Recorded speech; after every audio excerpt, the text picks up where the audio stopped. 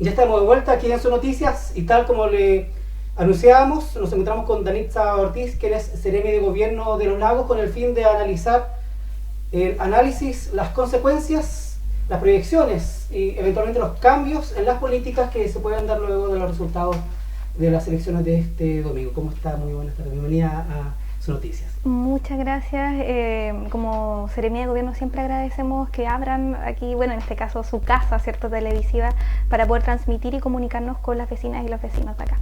Bueno, supongo yo que el tema de los resultados electorales fue principal durante la sesión de gabinete de este lunes y que ustedes recibieron algún tipo de, primero, análisis del gobierno, oficial del gobierno, algún tipo de instrucciones respecto a la continuidad, al tipo de mensaje, al tipo de acercamientos o negociaciones que se vienen de aquí en adelante. ¿Cuál es el tenor de la actitud del gobierno, desde el punto de vista del gabinete regional, luego de este resultado? Sí, aquí dos cosas. Primero, y también para acercar a las personas el cómo funcionamos como gabinete. Dentro de nuestras tareas hoy día, este lunes en gabinete, era hacer una evaluación de cómo se había dado este proceso electoral en la región y viéndolo desde una pertinencia territorial, ¿cierto? Cómo fue el trabajo de coordinación de las seremías que tenían un rol relevante para facilitar la conectividad, por ejemplo, de las y los votantes a los recintos de votación, para facilitar la comunicación con delegación en caso que se presentara algún inconveniente de seguridad, por ejemplo, y la evaluación dentro de desde ese aspecto, ¿cierto? Y la coordinación territorial es positiva. Ya ahí tenemos que decir que la jornada se desarrolló sin grandes inconvenientes y la verdad es que no tenía mucha diferencia con otros procesos, ¿cierto?, electorales. Y por otra parte, en lo que va ya también como de la línea más política de lo que analizamos, también ahí es importante no solamente recibir lineamientos que tienen que ver con lo que se conversa a nivel central, sino que hacer la evaluación de cómo lo bajamos y hacemos este análisis a nivel territorial. Eso es muy importante, sobre todo después de la visita que tuvimos del presidente Gabriel Boric acá, donde dio señales de descentralización, y uno de sus mandatos era precisamente eso, que nosotros teníamos como gabinete que trabajar la descentralización desde distintos aspectos y en este caso desde la evaluación del proceso electoral. Ahora, en cuanto a lo logístico de este proceso, básicamente, este análisis territorial probablemente va a dar que en algunos sectores la gente estuvo disconforme con la distribución de micros o lanchas, en otros que estuvieron bastante conformes, o que en algún local quizás algún encargado específico provocó demasiadas filas, etcétera, cosas que se fueron mejorando durante la jornada. Sin embargo, esto no era necesariamente responsabilidad del gobierno. ¿De qué forma esto va a permitir que a la próxima elección o votación se arregle sobre todo el tema de la georreferenciación, que no depende ni siquiera del gobierno, sino que del CERVEL? Sí, de hecho, qué bien que lo mencionas de esa forma, porque entender también aquí al CERVEL como un ente autónomo y claro, un problema de georreferenciación, pero aquí yo quiero destacar el rol que se tuvo desde la Seremía de Transporte, ya desde conocido el problema, agilizando formas y metodologías de poder facilitar la conectividad, y si bien se presentaron dificultades, hubo una coordinación permanente hasta el día de las votaciones, cuando ya se cerró el proceso. Y ahí yo creo que eso es más o menos la línea de cómo nos preparamos, ¿cierto?, para otro proceso electoral. Las dificultades siempre van a estar, ya siempre pueden haber situaciones que se escapen incluso del rol de las personas, entendiendo que hoy día hay tantas nuevas tecnologías que se ocupan para poder designar incluso los espacios de georreferenciación. Y ahí, ¿qué es lo más importante? Es que nosotras y nosotros tenemos que asumir los riesgos y por lo tanto gestionar los riesgos. Y ahí yo creo que el trabajo que hizo el Seremi de Transporte en conjunto con delegación, con Carabineros, ¿cierto?, con CERVEL, fue un trabajo destacado para poder resolver estos problemas. ¿Algún área de la región que tuviera mayor dificultad en este sentido? Yo creo que son las zonas que tienen mayores superficies, ¿cierto?, de distancia entre los lugares. Yo creo que ahí el archipiélago, ¿cierto?, de Chiloé y los sectores más apartados de la provincia de Yanquihue eran precisamente los más complejos. Eso respecto al análisis logístico, a la parte operativa.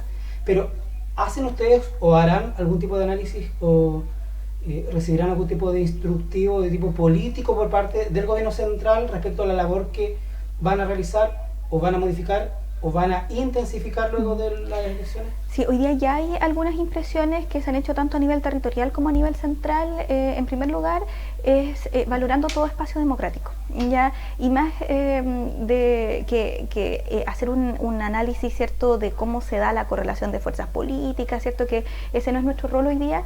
Nosotros destacamos que se valora este espacio democrático donde las personas fueron, ¿cierto?, a votar, donde se eligieron a estos consejeros constitucionales y que van a escribir esta Carta Magna. Y aquí lo importante y más relevante dentro de esto es entender que todos estos espacios nos ponen en la tarea importante de sentarnos y propiciar el diálogo, ¿ya? ¿Y el diálogo para qué? Uno se preguntaría, el diálogo para responder al mandato ciudadano, ¿ya? Ahora, respecto a la forma en que la gente percibe al gobierno, si bien lo que ocurrió este domingo no era una votación a favor o en contra del gobierno, igual incide, aunque sean un 5 o 6% de personas que estén indecisas. Me llama la atención, por ejemplo, si yo fuera funcionario... si yo fuera funcionario del presidente de la República, sí, le diría a mis demás colegas que por qué al momento en que tuvo este percance en Punta Arenas, en que quedó atrapado en un lugar, no se reunieron todos para tapar la imagen y evitar el daño que también tiene un efecto electoral. O por qué dentro de una serie de anuncios positivos que se han realizado durante este año y tanto de gobierno, finalmente a la media hora ya están los memes de la oposición o de sus detractores cambiando el sentido de algo que era positivo. Por ejemplo, no sé, se anuncia un alza de un 40% en algo y salen de inmediato los memes diciendo, pero son 7 lucas nomás, 8 lucas con esas palabras, ¿cierto? O no es para todos. Finalmente, los buenos se transforman en malos.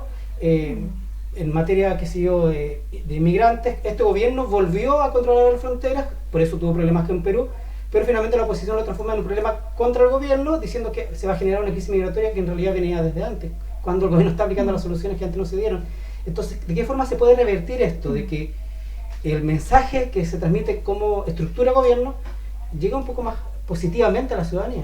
Sí, efectivamente. Ahí, a ver, yo creo que igual es importante reconocer el rol que cumple hoy día la oposición. Es muy fácil ser oposición y la oposición está haciendo su tarea y claro, muchas veces la hace bastante bien desde ese punto de vista, donde desvía quizás la atención de temas importantes. Ahora, ¿qué es lo relevante y cómo nos ponemos y posicionamos como gobierno, este gobierno del presidente Gabriel Boric? Es lo que él nos da a través de su mandato, y es que tenemos que estar comunicacionalmente presente en cada uno de los espacios. Bueno, de hecho hoy día esta es una de las tareas, ¿cierto? Claro. Visitarles acá en Canal 5, pero además de eso hay una tarea que no se gana solamente en los medios de comunicación y que se gana en terreno, y ese es un mandato que no solamente tiene que ver con lo que hoy día nos dice el presidente Gabriel Boric y lo que dice claramente el programa, ¿cierto?, que nosotros levantamos y estamos ejecutando, sino que también es un mandato ciudadano.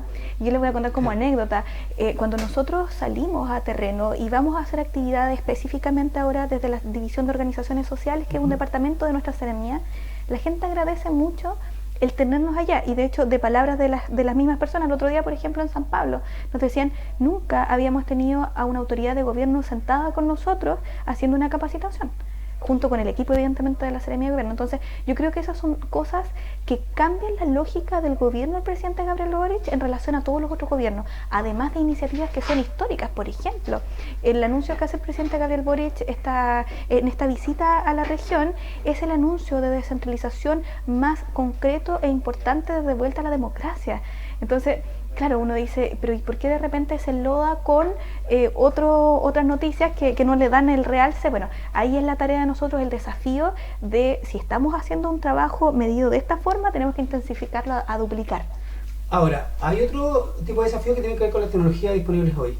Mientras ustedes hacen una capacitación sentada al lado de los dirigentes, o el gobierno anuncia una serie de mejoras en materia de regionalización que no necesariamente para la gente es algo palpable, a esa misma persona que vio esa positiva noticia del gobierno recibe en su celular un meme diciendo que a Juanito Pérez lo secuestraron. Esa persona ni siquiera se da cuenta que ese meme es de México, o de que a una persona en El Salvador, a una mujer le prohibieron amamantar en un mall, sino que lo repite y piensa que ocurre aquí en Puerto Montt, a la vuelta de la esquina. Ese tipo de escenarios es el que hoy implica un mayor desafío al momento de comunicar. ¿Cómo se va superando eso? Porque ustedes tampoco tienen ni los recursos. Y yo creo que también hay un tema ético, por decirlo de alguna forma, de no se puede intervenir en las redes sociales de toda la gente. ¿cómo se puede superar ese escenario que está recién surgiendo porque son nuevas tecnologías? Sí, a ver, ese escenario es complejo, precisamente por eso, porque nos encontramos a nuevas formas de comunicarnos, nuevas formas de coordinarnos, nuevas formas de informar y también nuevas formas de desinformar.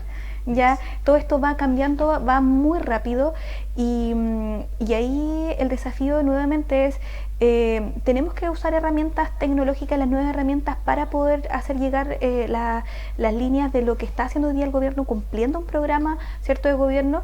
Evidentemente que tenemos que ocupar esas mismas herramientas, pero además yo insisto, y es muy importante, lo que tiene que ver con estar en los territorios. Yo creo que no hay nada más valorable para la ciudadanía que ver a un gobierno realmente en terreno y que sea coherente, que no sea solo el discurso para los medios.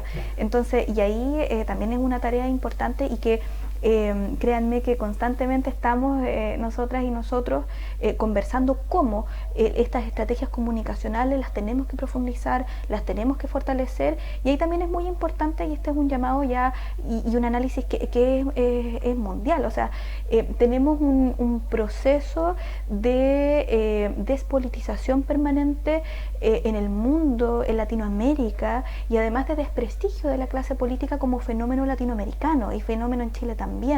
Entonces, frente a eso, uno dice, ¿qué hace? Bueno, hoy día lo que tenemos que hacer es, como tú bien lo decías, superamos esa situación, y la mejor forma de hacerlo es de manera concreta, o sea, la acción concreta, la ejecución de un programa de gobierno, el estar presente en los territorios, el dar soluciones oportunas, el gestionar los problemas y dar urgencia cuando realmente son urgencias, yo creo que va a marcar la diferencia claramente de cómo vamos avanzando. Pero para quedarnos en ese punto, yo recuerdo cuando fue la erupción de Volcán Chaitén, literalmente el gobierno de aquel entonces salvó a una ciudad entera de gente, llena de gente, lo salvó físicamente. Luego a cada familia se le entregaron decenas de millones, literalmente decenas de millones de pesos en ayuda. Hubo familias que tuvieron que separarse porque los hijos se casaron, qué sé yo. A una familia de origen se le daba 2 o 3 casas porque se disgregaba. Pero a los 2 o 3 años de que se le entregó esa ayuda, por lo tanto la recordaban, toda esa gente votó contra el gobierno que la ayudó tanto y que le dio soluciones concretas a tiempo. Entonces, es tan certero eso de que si uno ayuda a la gente realmente va a respaldar luego en la urna o en el voto. Sí, es que ahí yo creo que hacemos la diferencia muy importante, y es que cuando nosotros gobernamos, no gobernamos para ser electos o electas otra vez. Nosotros gobernamos para poder solucionar las urgencias y mejorar las condiciones de vida de las personas, independientemente de si votan o no por nosotros, independientemente de si votaron o no por nosotros en este proceso donde el presidente Gabriel Boric salió electo, ¿cierto?, como presidente propiamente tal. Entonces, ahí está el punto, cuando uno gobierna para Chile, para las chilenas y los chilenos. Si ya apoyan o no una nueva propuesta de programa de gobierno de la mano del presidente Gabriel Boric o de otra figura incluso que represente a este mundo más progresista, se verá en su momento, pero lo importante es que se dé respuesta a las personas en el momento en que lo requieran, y bueno, ya los procesos electorales van a venir. Aún así, son autoridades políticas, y desde ese punto de vista también responden a una visión, a un programa, y también a la historia de Chile. Es decir, que eventualmente tienen responsabilidad en cómo votan los ciudadanos de aquí en adelante. Se lo menciono para incorporar la siguiente pregunta, que es de lo que hablábamos en el comienzo en cuanto a los errores no forzados, a fuego amigo del gobierno, a que algo positivo se le transforma en algo negativo en redes sociales y finalmente la gente dice, excelente esta ayuda, pero no sé cómo ingresar. El gobierno se equivocó en la página web porque yo aprieto el botoncito, no me da, entonces el gobierno es malo. Respecto a este fuego amigo, tampoco se ven muchos aliados, ya sea en la región o en el país, que salgan diciendo, yo como diputado de tal sector pienso que este otro diputado que acusa al presidente está mintiendo, o que lo que están diciendo acá es falso, o que esta es una fake news que usted está amparando. Tampoco hay muchos defensores de este proyecto desde el punto de vista público. Evidentemente uno comprende que a lo mejor en el Congreso legislativamente sí lo hacen, pero en lo que uno ve en los medios, ¿es posible hacer una mejor coordinación, por lo menos a nivel local? Sí, por supuesto. Yo creo que, y ese es un tremendo desafío, ya porque eso requiere precisamente sentarnos a dialogar con quienes hoy día son autoridades electas, ¿cierto?, en la región, que tienen más afinidad con el gobierno, y eso requiere de una tarea de no solamente dialogar, sino que tener una escucha activa. porque muchas veces, y aquí también, y esto también lo ha mostrado el presidente Gabriel Boric en reiteradas ocasiones, tenemos que tener la capacidad de escuchar cuando se nos critica, sobre todo cuando son críticas constructivas, ¿eh? Porque hay críticas que solamente destruyen los espacios, pero cuando hay una crítica que es constructiva, que apunta precisamente a que mejore, por ejemplo, la gestión local, la gestión presidencial, tenemos que escucharla con la necesidad y con la importancia de que eso significa para poder mejorar. Entonces ese es un desafío y ese desafío es permanente. Entonces si, por ejemplo, se nos hace la crítica que todavía faltan más voces, sumándose a quizás a defender o respaldar un poco la gestión del gobierno en los avances importantes que hemos tenido tanto en la región como a nivel nacional, eso hay que escucharlo, se acogen esas críticas y por supuesto tenemos el desafío de seguir mejorando el trato con todas las autoridades políticas. Respecto a la agenda, y sobre todo leyendo lo que ocurrió de aquí a unos años hacia atrás y lo que puede venir, porque vienen las elecciones municipales, entonces van a incrementarse ciertos discursos que no necesariamente son reales. De hecho, se habla, por ejemplo, de crisis delictual, pero cuando uno analiza 2 años sin pandemia, diciendo que queda, como el 2018 y el 2022, en el primer año de Piñera hubo más delitos de alta connotación en Chile y en la región que en el primer año del presidente Boric. Y nadie, ni de gobierno, ni sus parlamentarios, lo dijo nunca, sino que cayeron en repetir el discurso de que hay una crisis de delincuencia. Lo mismo en tema económico. Usted misma en su Twitter creo que hoy día destacaba que desde el punto de vista de los valores ingresados, hemos logrado como país una cifra récord en cuanto a exportaciones. O sea, nunca se había exportado tanto por mes como durante este gobierno. Pero la gente tiene la percepción de que está súper mal económicamente el país, cuando no es así. Cuando tampoco se han incrementado los delitos de alta connotación social, según las cifras policiales, ni siquiera cifras de gobierno. Entonces, ¿qué se puede esperar de aquí en adelante? Porque probablemente los candidatos y precandidatos a concejal y alcalde van a repetir estos discursos destructivos por decirlo así. Sí, ahí hay que tener un cuidado bastante prudente, porque tú bien lo decías, vienen los procesos electorales y con ello una serie de discursos que tienden a veces a ser muy populistas y que resuenan, ¿cierto? Sí. En muchas personas y a veces se replica. Ahora, la ética del discurso, la ética de la candidatura, la ética de la línea programática de las y los candidatos que salgan, ¿cierto? No la podemos controlar lamentablemente, ¿cierto? Nosotros esperaríamos que en una sociedad constructiva los discursos siempre ayuden desde la verdad a construir mejores espacios. Sin embargo, ahí lo importante es que nuestro rol como gobierno es reforzar precisamente cuáles son las tareas que hemos logrado, de tal manera que vayamos entendiendo cuáles son las dinámicas. Por ejemplo, en términos de seguridad, en la región el 50% de los delitos son incivilidades. ¿Qué significa eso?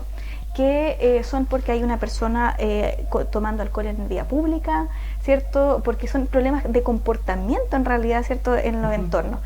Y aún así hay una sensación de inseguridad permanente porque nos comparamos con situaciones de delitos muy complejos, como por ejemplo los que ocurren en la región metropolitana. Por lo tanto, ahí es importante el rol del gobierno de estar presente, por ejemplo, en los medios de comunicación, aterrizando las lógicas que suceden acá. Y desde ese punto de vista ya hay planes que se van a comenzar a implementar precisamente para facilitar el uso de los espacios públicos para uso público, para mejorar y aminorar esta sensación de inseguridad. Y entonces lo que podamos nosotros hacer con todos estos procesos electorales que vienen desde el gobierno, la verdad es que es solamente llamar a que todas estas campañas sean en torno a la verdad, que tengan conceptos éticos importantes y que apostemos todas y todos a construir mejores espacios para mejorar las condiciones de vida de las vecinas y los vecinos de la región. Pasando de la ética a la épica. Todos los gobiernos y en todas las políticas se debe establecer una especie de mitos que seguimos todos, o consignas, o filosofías, o sino objetivos que siguen los países, ¿cierto? Después de posguerra, que ha sido la reconstrucción de Europa por Estados Unidos, con ayuda de Estados Unidos, la reorientación industrial de Japón, por ejemplo, cuando Chile volvió a la democracia, la redistribución económica, la entrega de servicios básicos, que hoy día la gente encuentra básico, un baño o una calle pavimentada, pero que en ese entonces no había ni siquiera como derecho, porque hoy día tampoco lo es como derecho constitucional reconocido. ¿Cuál es la épica que va a mantener, priorizar y difundir y cumplir, ejecutar el gobierno aquí en la región a nivel país? Es lo que viene de aquí en adelante considerando el panorama electoral reciente. Sí, yo creo que este gran legado, o uno de los grandes legados que el gobierno ha tratado de generar en la región, es precisamente el tratar de gestionar desde la descentralización. ¿Qué significa eso? Dar la importancia a los territorios para que podamos hacer la política del gobierno de acuerdo a las necesidades que cada uno y cada una de las vecinas y de los vecinos, desde una isla del archipiélago hasta una de las comunas más rurales, ¿cierto?, de la provincia de Osorno, puedan tener incidencia en su vida, ¿cierto?, en las lógicas de descentralizar, es decir, llevar el poder a las organizaciones sociales, llevar el poder a la ciudadanía, y de hecho el presidente lo decía en su discurso cuando asume, la necesidad de que, y el mandato de que cuando él termine su gobierno, ¿cierto?, pretende terminarlo con menos poder. ¿Y cómo pasa eso? Bueno, dándole más poder a la ciudadanía a través de las organizaciones sociales. Yo recuerdo que algunos años atrás era común que uno, qué sé yo, podía acceder a los proyectos de electrificación, tales localidades van a tener electrificación en un año. Y venía, no sé, algún diputado y exigía que haya electrificación en tal lugar, cuando él sabía que ya estaba aprobado el proyecto para el año siguiente. Entonces, él se vestía con ropaje ajeno. No diríamos nombre.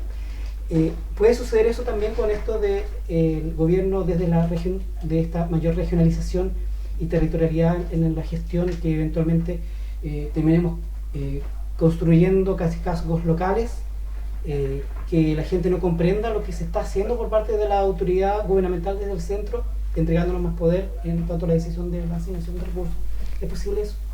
A ver, yo creo que muchas de las políticas de Estado que son parte del programa del presidente Gabriel Boric van a tener una repercusión y una valorización, ¿cierto? Quizás no precisamente en este gobierno, porque son políticas que están pensadas en que incidan en la vida de las chilenas y los chilenos, no solamente en el presente, sino que cambien su vida en el futuro. Por ejemplo, el proyecto de reforma previsional, súper importante. Y sí, pues puede suceder que en otros gobiernos se pueda aprovechar más, pero aquí lo importante es que nosotros y nosotras cuando gobernamos, si bien nos importa responder con las urgencias que requiere el momento político y el momento social, y las crisis en las que estamos hoy día, por ejemplo climática, no puede ser ese solamente la urgencia del momento. Nosotros tenemos que gobernar y generar políticas de Estado que permitan mejorar la condición de vida, la calidad de vida de las chilenas y los chilenos de forma permanente. Y si eso significa que, por ejemplo, con el plan de regiones más fuertes que busca descentralizar, esto se vea reflejado, ¿cierto?, en 5 años más o 6 años más con mayor fuerza, vamos a estar igualmente felices porque sabemos que vamos a mejorar las condiciones de vida y que, bueno, se hizo en este gobierno, pero las condiciones de vida van a mejorar sí o sí. Así como los grandes capitales están tomando decisiones desde el año pasado, desde hoy en Chile, y están invirtiendo mucho más que antes, que hay confianza en el buen manejo de la macroeconomía, ¿qué le diría usted a la persona que está viendo hoy respecto a su propia épica, a sus propias decisiones personales en cuanto a invertir en una casa, en un proyecto, en un negocio, para no tener que esperar estos 4 o 5 años de que comprenda que estamos bien o mejor, o que vamos hacia cierto derrotero o cierto rumbo? ¿Qué le diría usted hoy respecto a eso? ¿Cuál es el espíritu que debería tener o pensamiento para enfocar también sus propias decisiones como familia? A ver, yo creo que el país ha estado saliendo de una situación económica que estaba bastante crítica y hoy día estamos en una situación donde la inflación va a la baja, y eso facilita evidentemente que los costos de la vida sean mucho más llevaderos, pero ante cualquier decisión económica, ¿cierto?, tiene que haber una responsabilidad, y hoy día el gobierno tiene dentro del apoyo, por ejemplo, a las pequeñas y microempresas, una serie de iniciativas que permiten además la inversión.